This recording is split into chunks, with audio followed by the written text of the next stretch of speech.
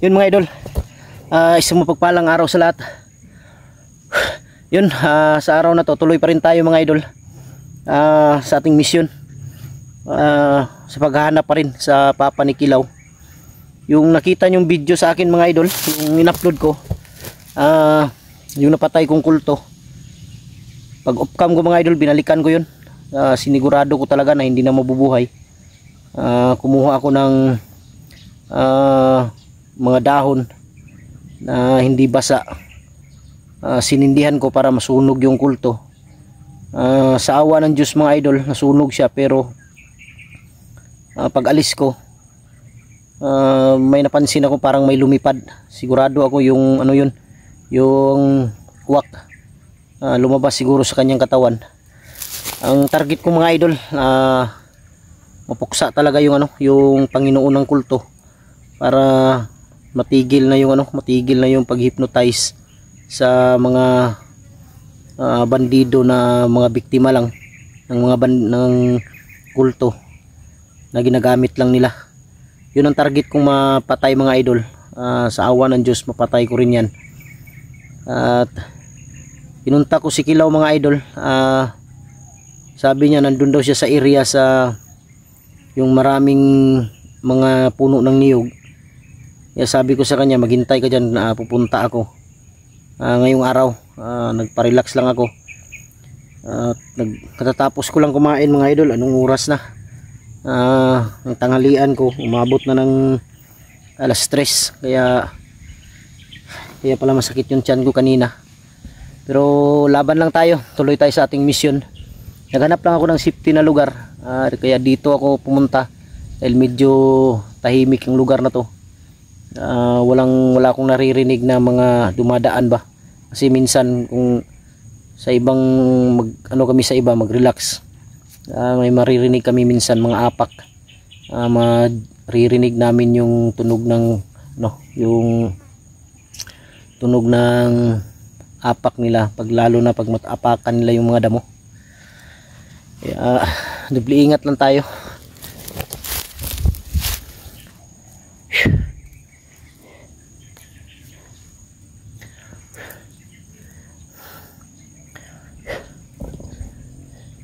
Medyo may kalayuan itong narating ko, pero baliwala yung pagod mga idol, basta may mission ka talaga, may mission kang gagawin, lalong lalo na yung maging successful ka sa mission mo, maging tagumpay ka, mawala yung pagod mo talaga. Gusto ko na talagang makuha yung papa ni Kilaw, lalong na si Kilaw ngayon, parang siya lang yung mag-isa na umakyat.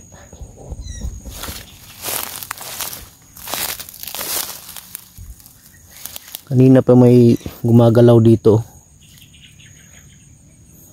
Tingin ko ahas yan mga idol. Dito hindi ka talaga pwedeng kumpiyansa mga idol, dahil hindi lang bandido yung magiging kalaban mo dito.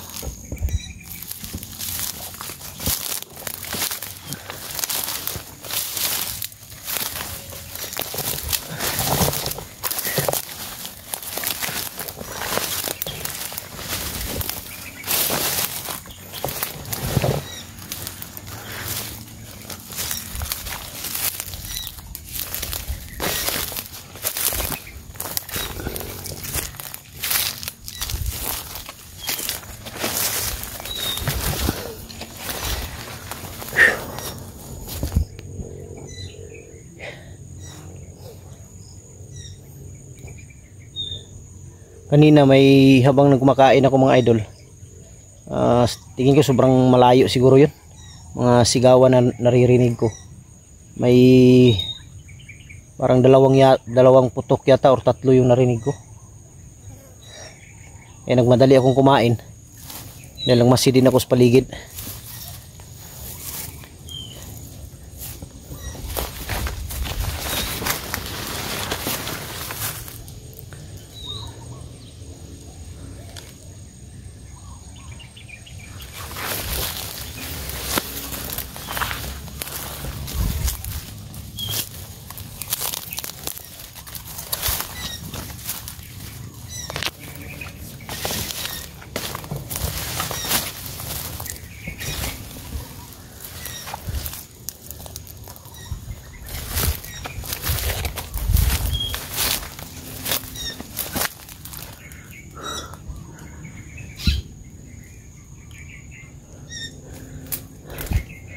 Marami na silang ginagawa ditong mga daanan.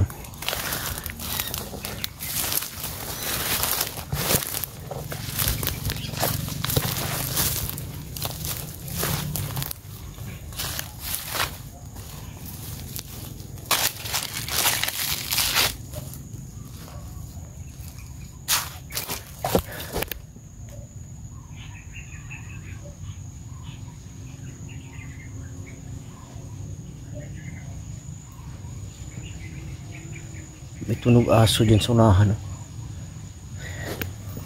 Yung mga bandido mga idol, kung hindi nagtutunog aso yan, ginagaya nila yung tunog ng uwak.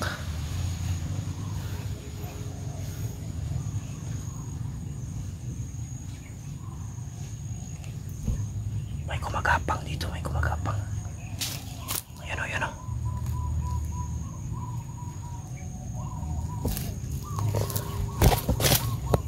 Dyan sa unahan o. Nandyan.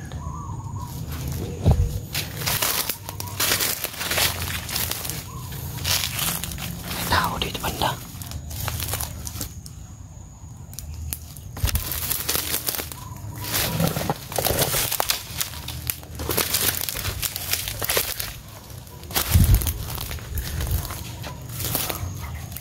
Ayan o.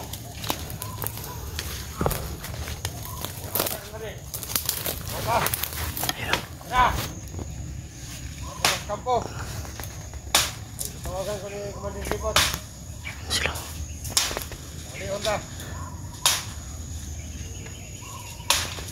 Parang tatlo sila. Tingnan na to daw.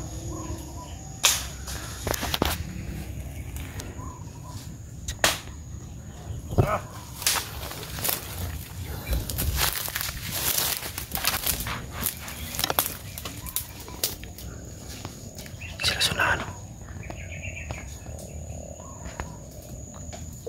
Yun ang isa ko na sa unahan.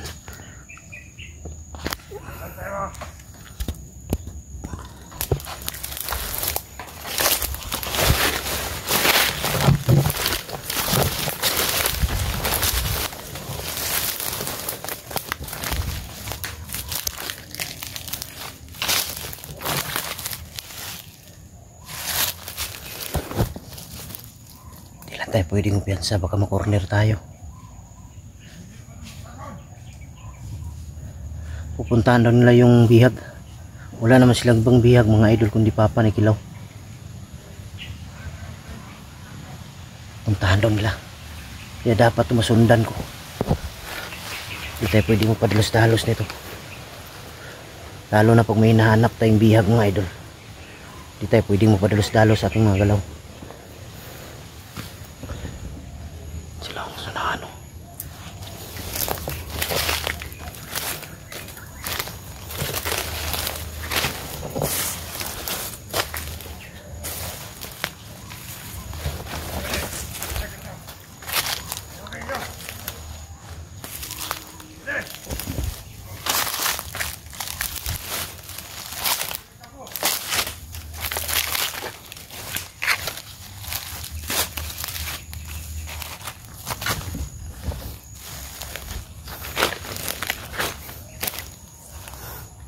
Dito yung isa.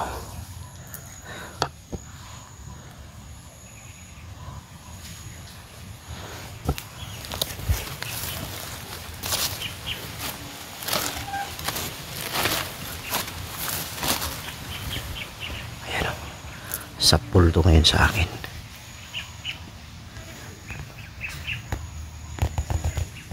Sapul to sa akin ngayon.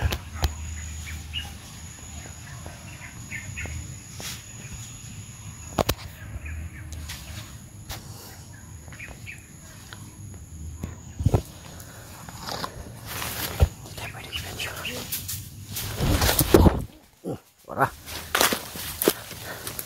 Ba.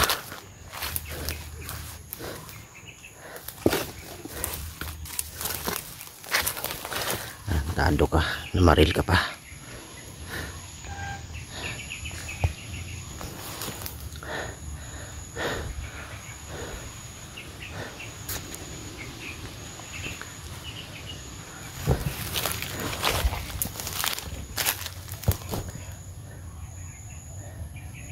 Buti lang hindi nakarinig yung mga kasamahan.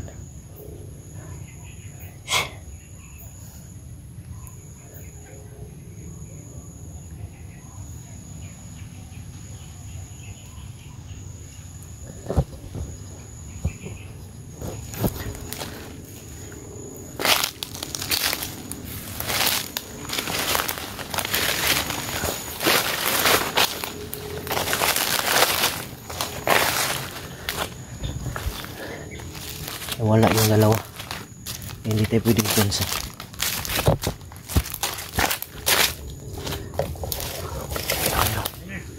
Ayun, papahinga na, papahinga.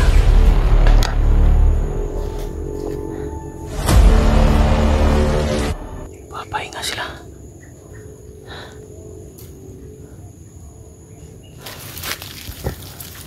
Buti natira ko yun ng orasyon.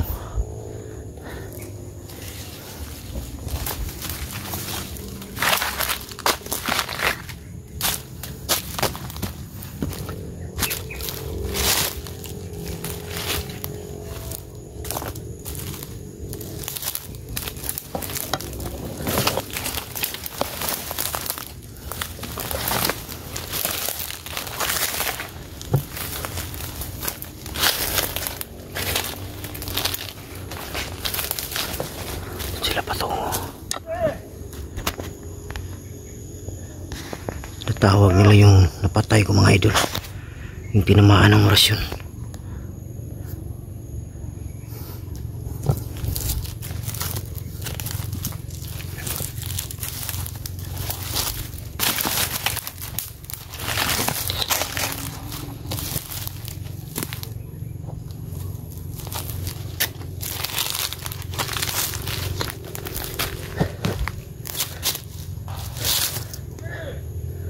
Sundan natin sila mga idol kung saan sila patungo.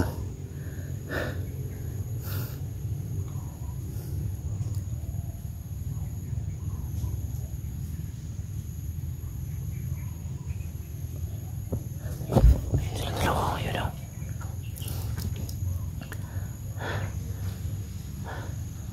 Untayan kung saan nila nilagay siguro yung papa ni Kilaw. Kaya kailangan natin malaman yan.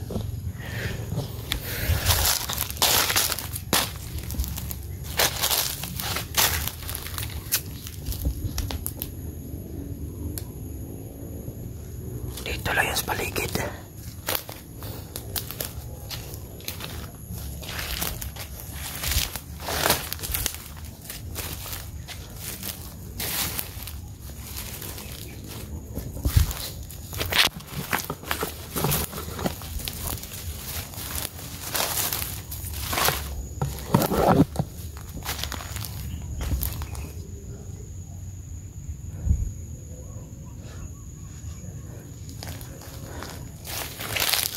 Hello.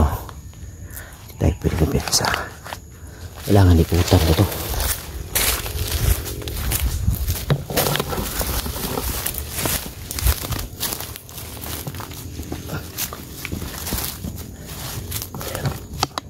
Ikot sila.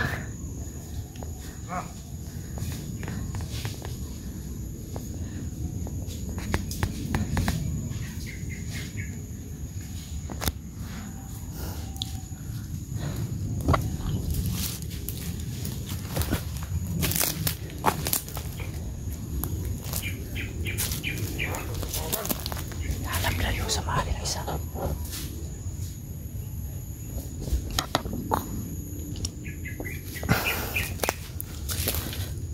Hanap nila yung isa.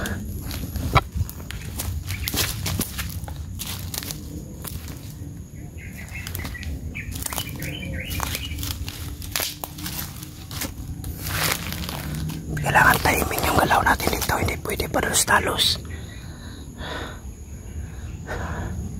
Kasi minsan kung magpadalos-dalos tayo dyan tayo mapapahamak.